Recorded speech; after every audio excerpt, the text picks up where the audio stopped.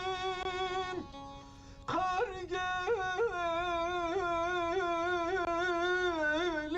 geliyor.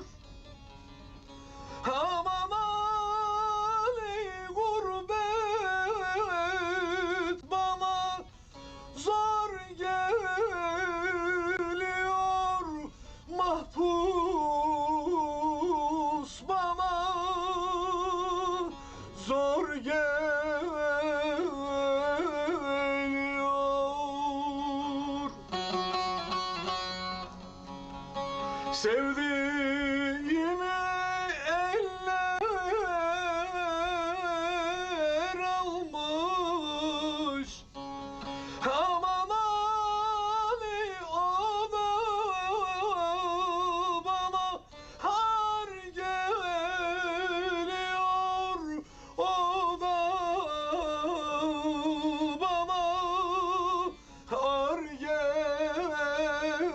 geliyor. Lele yandım, o da bana har geliyor, ar geliyor.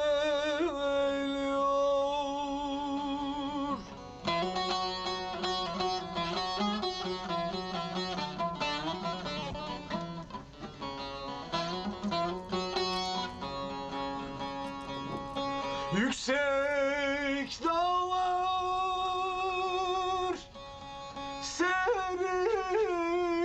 serin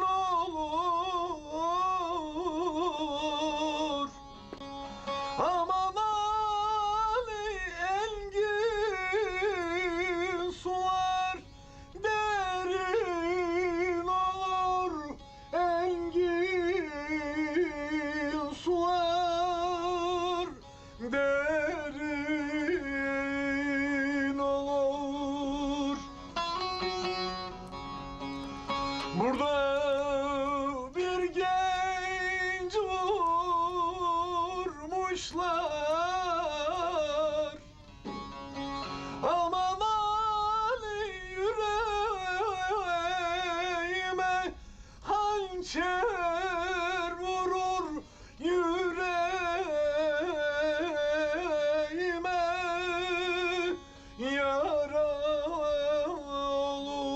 olur. Leli yandım, yüreğime Kapıyı aç. yara olur. C1 koğuşu ziyaret saati, ziyaretçileriniz var. C1 ziyaret saati.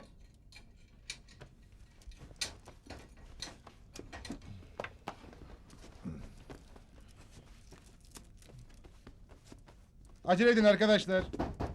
Çabuk olun.